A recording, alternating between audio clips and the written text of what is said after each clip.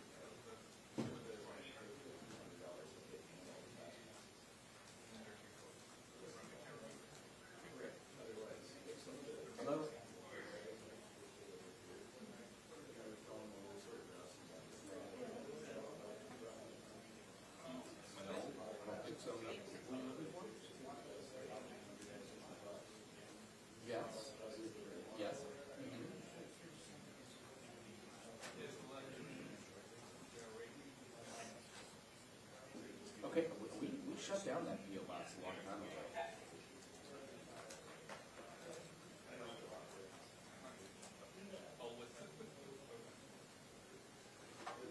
Okay, well, I'm happy to come, it's a lot of mail. Okay, I will come pick it up this week, but I mean, how do I shut that down? We don't need. Yep. Yeah, okay, so remind me of, it's been a while, remind me of what the address is of the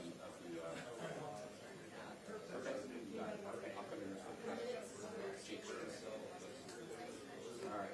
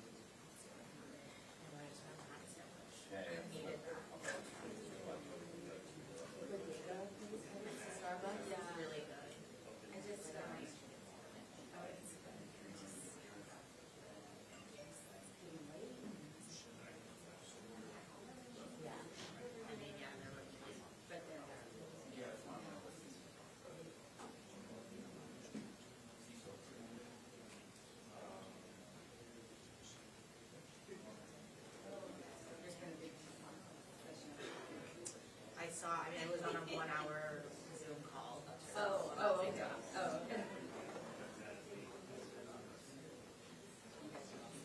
Yeah, it's Thursday. All right. I know, I don't know what day. Was this supposed to start 11:15? Yeah. Maybe we're going, maybe West Coast.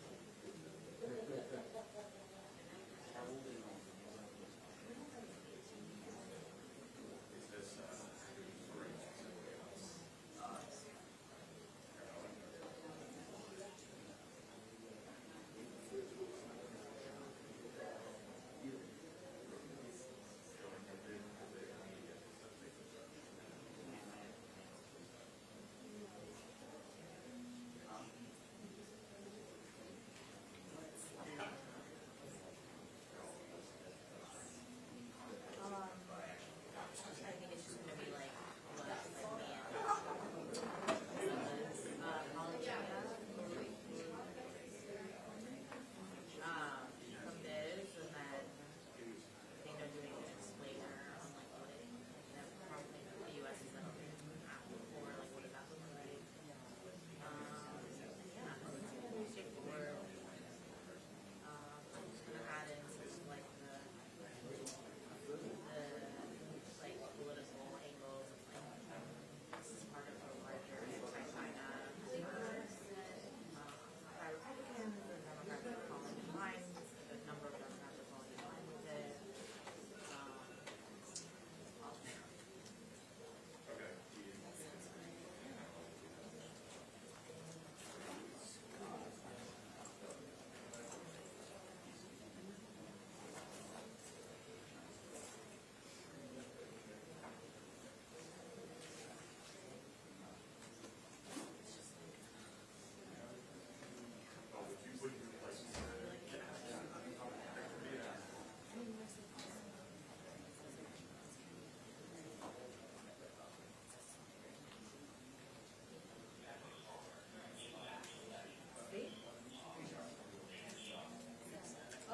Blinken from Foreign Affairs, yeah, Thursday.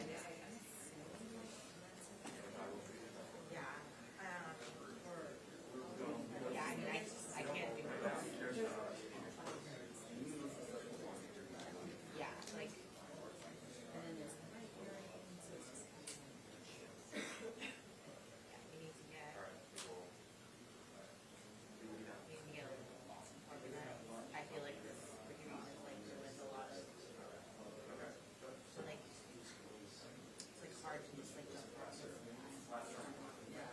And like we can talk about the larger retreat story. You did. Yeah. Oh yeah, I know, sorry. Yeah. It was like a lot. Yeah.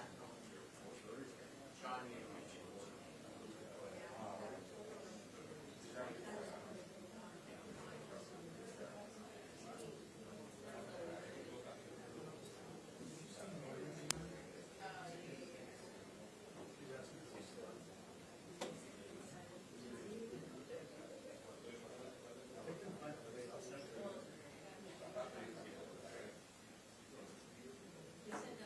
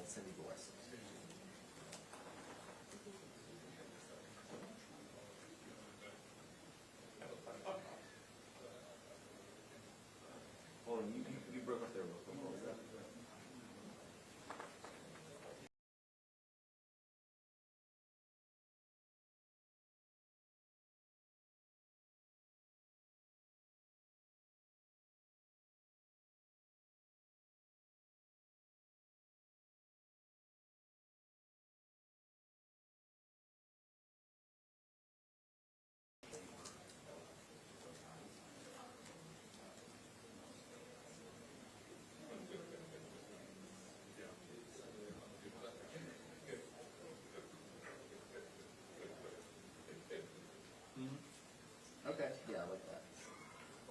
Yep. Yeah. And I'll send you the email with the list of names. Yep.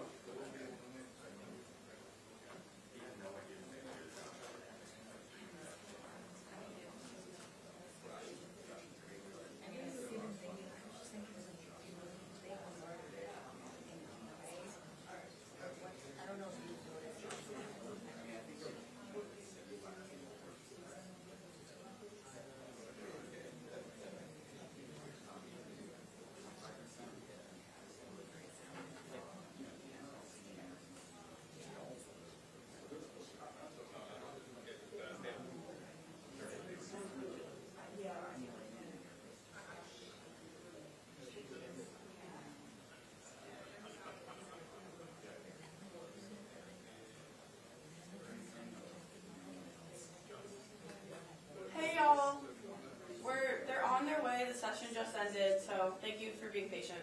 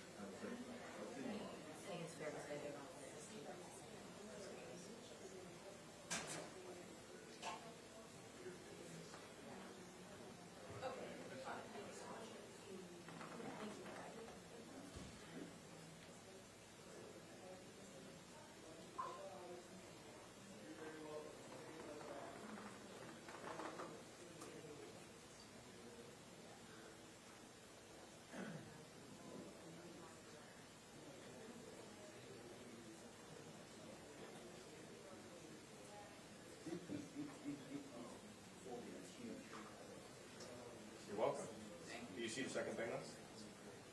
Yeah, I'm not going to. Yeah.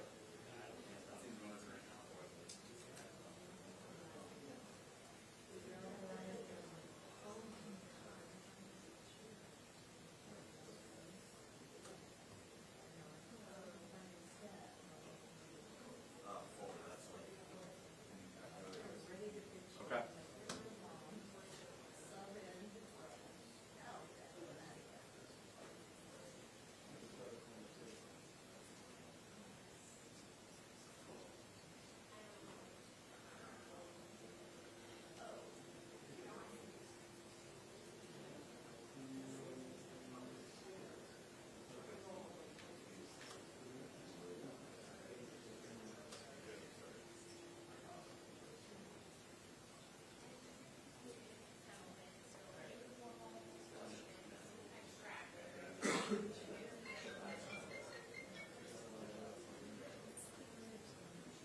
Oh, actually, Andy up there. And then I think you want to host it for her and then kind of flag through.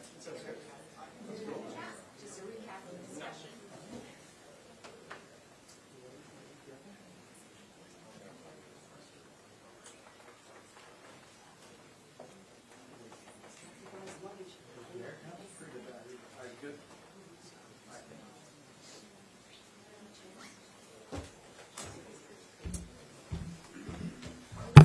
Good morning, everybody. I know y'all have been covering a lot of our conference, and we just wrapped up our last panel. And this panel this morning was on H.R. 1, the Lower Energy Costs Act.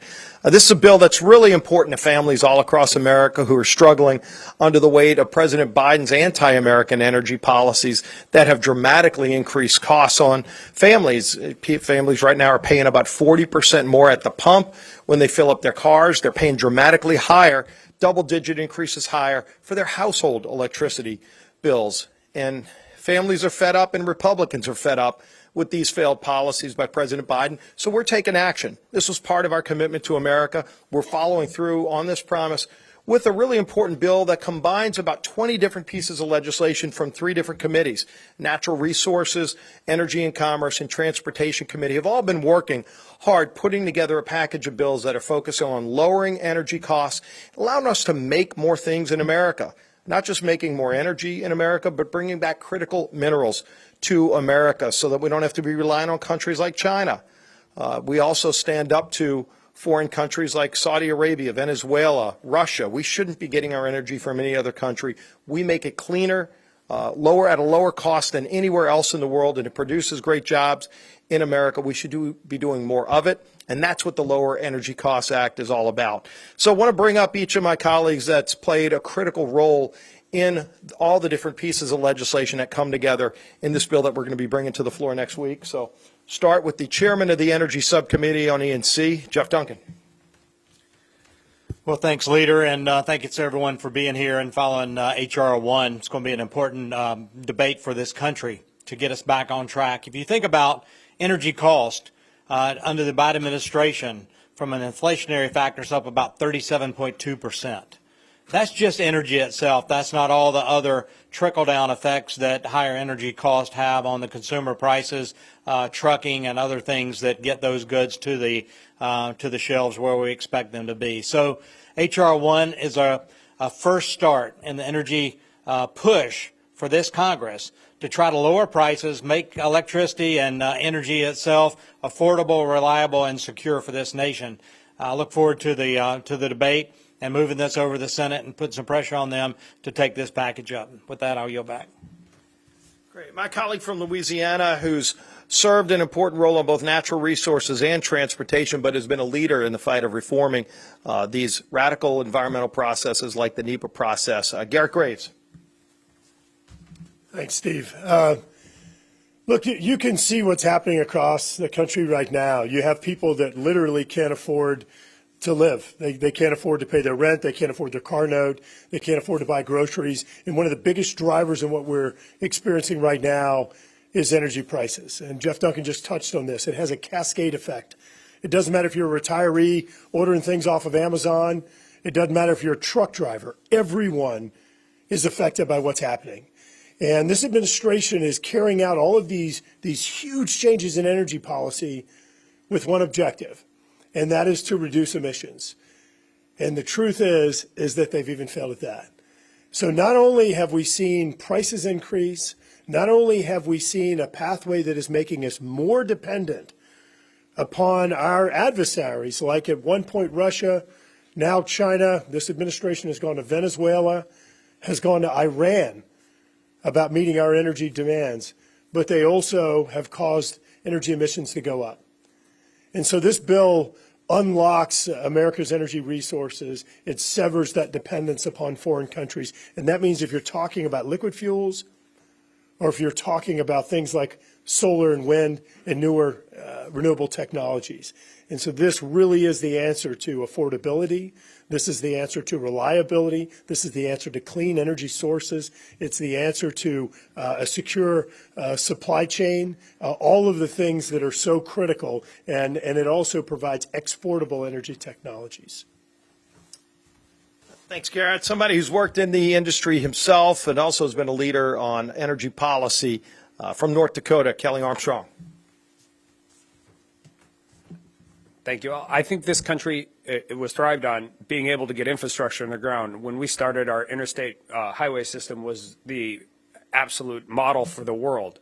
Over the course of time, we have figured out how not to do that. And I think it's really important to recognize that it doesn't matter if you care about food, it doesn't matter if you care about turning your lights on, filling your car.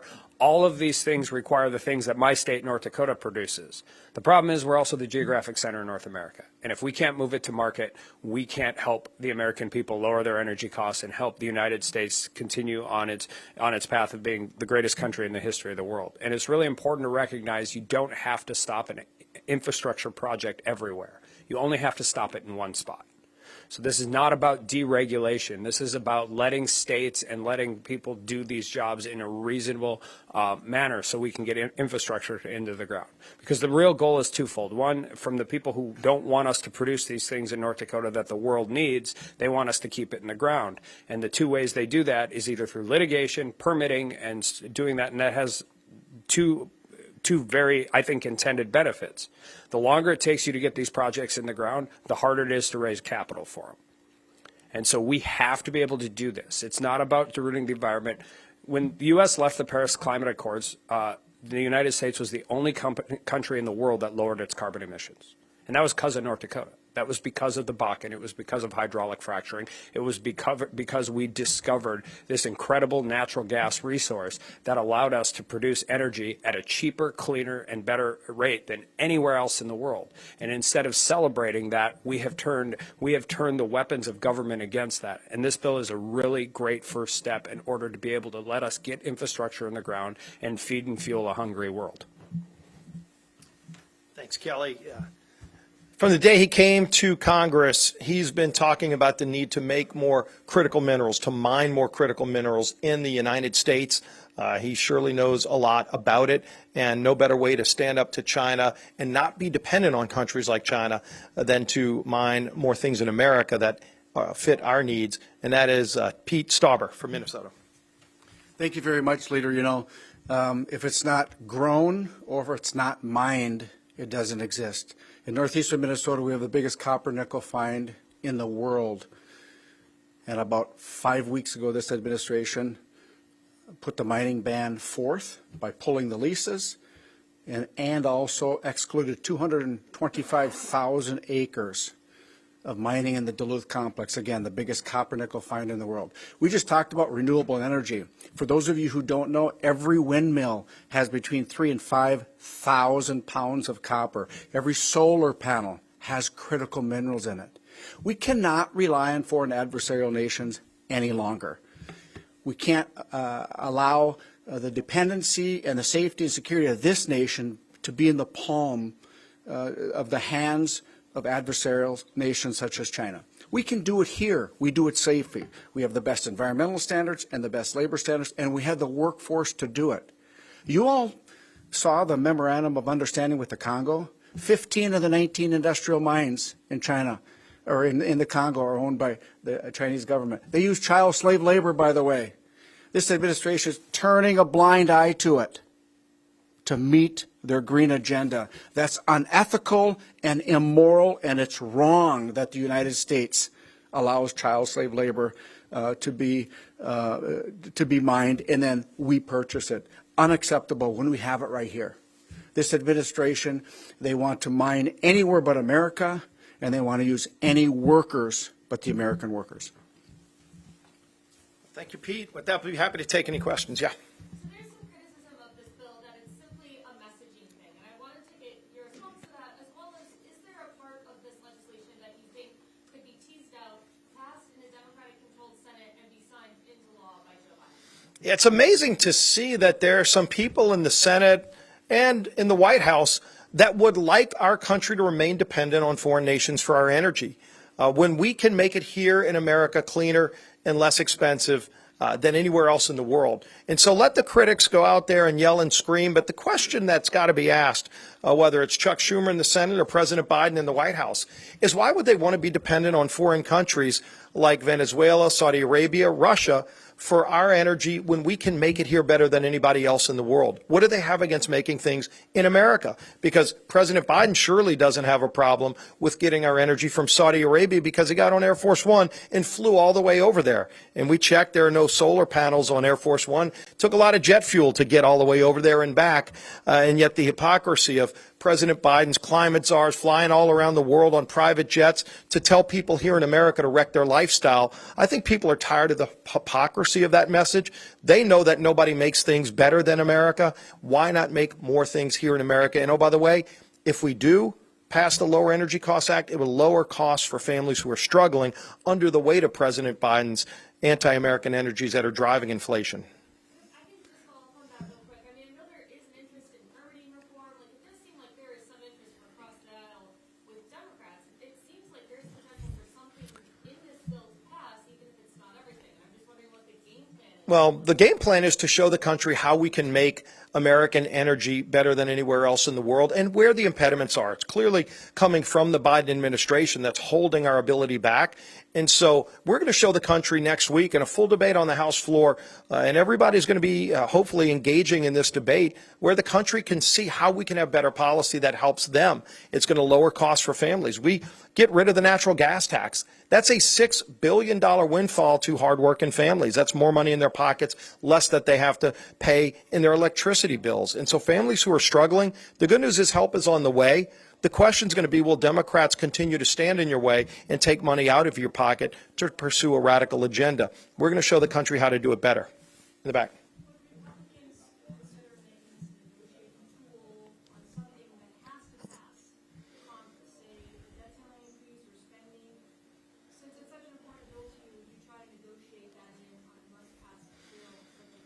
Well, we're clearly showing the country and the administration how we can have really good, smart energy policy that'll help families. And clearly we want this to become law. However, best to make that happen. You know, there are a lot of negotiations that we're trying to engage in. Speaker McCarthy's already met once with President Biden regarding the debt ceiling. He's asked for follow-up meetings. President Biden's indicated he wants to have follow-up meetings, yet President Biden won't schedule that meeting. I would encourage President Biden to quickly schedule more meetings with Speaker McCarthy and not try to run the clock out, not try to delay it till the last minute and create some kind of economic crisis. We've already seen that with the banking industry. We don't need another one. Let's engage in these negotiations. There are a lot of good ideas that we have. This is clearly one of them, and we're going to have a great debate and pass it to the Senate next week.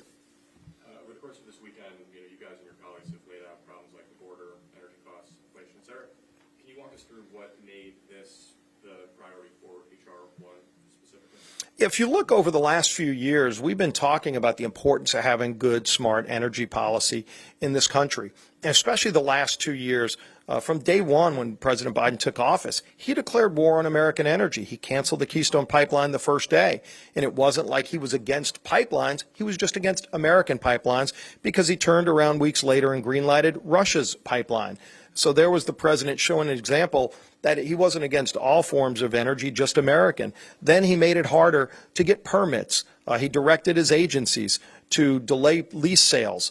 He's done things over and over again to make it harder to produce energy in America. But again, he's not against fossil fuels. He seems to just be against American fossil fuels because he then went to Vladimir Putin, of all people, and begged him to produce more oil. Putin said no. Then he flew Air Force One to Saudi Arabia. So I think people are watching this and saying, why is the president so against American energy? And Republicans have talked for years about how we can actually lower costs for families. Again, when President Biden took office, energy costs, especially gas at the pump, was 40% lower.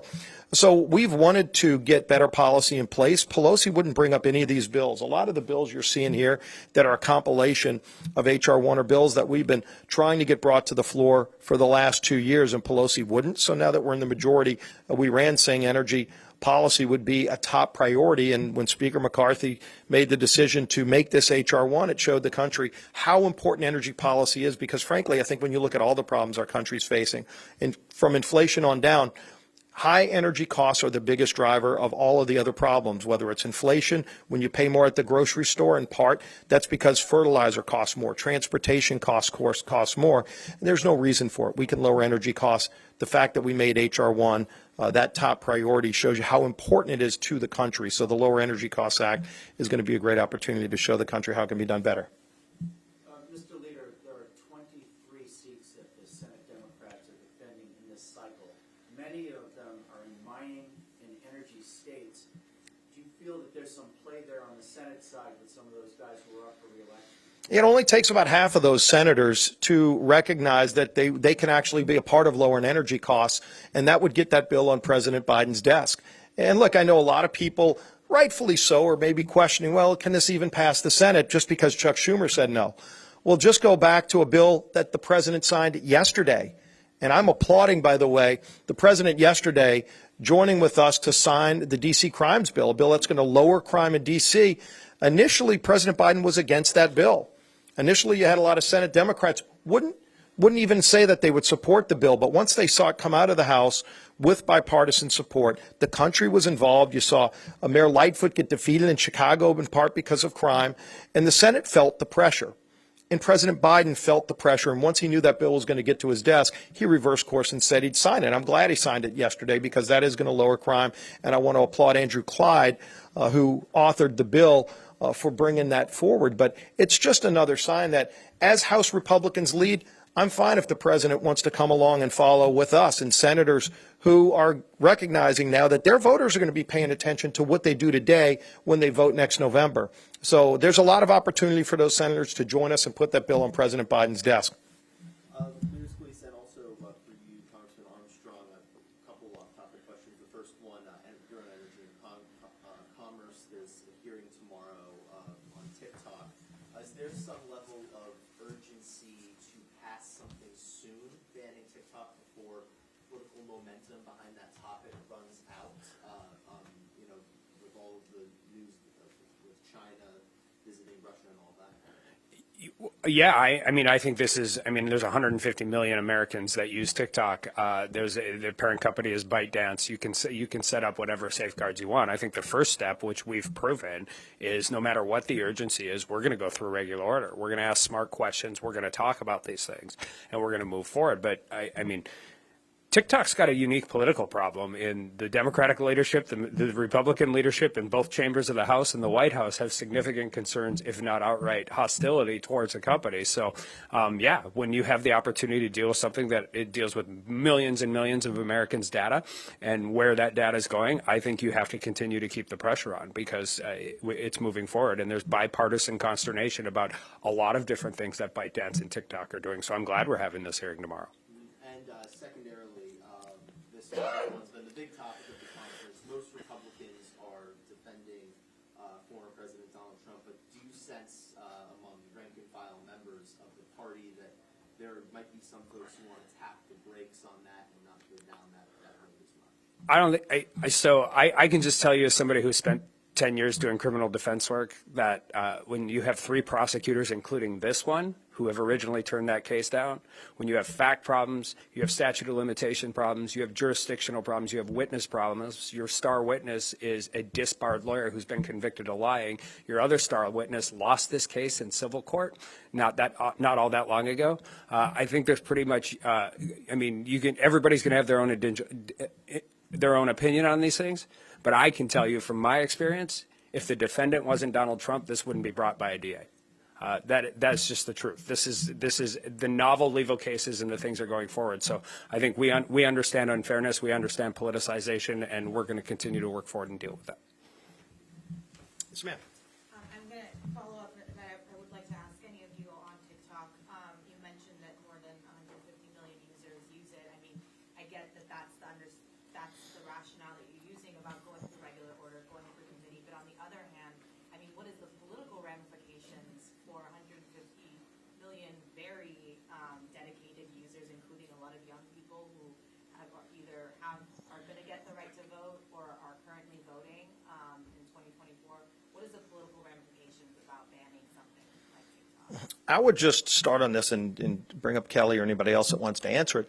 But the fact that right now the data that TikTok is gathering on people, biometric data, so much other information, possibly backdoor information to go into other applications that they have, most people don't know that. They're not aware of what else is happening on their phone if they're downloading that application, and that it's owned by a company that is part of the Chinese Communist Party. And the way the laws work in China is that you can be a private company in China, but if the Communist Party asks for the data that you have to turn it over.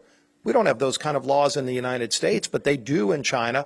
And so ultimately, anything that you're doing on your phone that application is able to get access to is going to ultimately be accessed by the Chinese Communist Party. And a lot of people aren't aware that. They'd be alarmed to know that they are. That's why you saw attempts to try to get an American company to buy it, and that still might happen. But at the end of the day, right now, over 150 million people's data is at risk, and that's something we're all concerned about, including, by the way, a lot of those people that are using those applications today that probably aren't aware of it.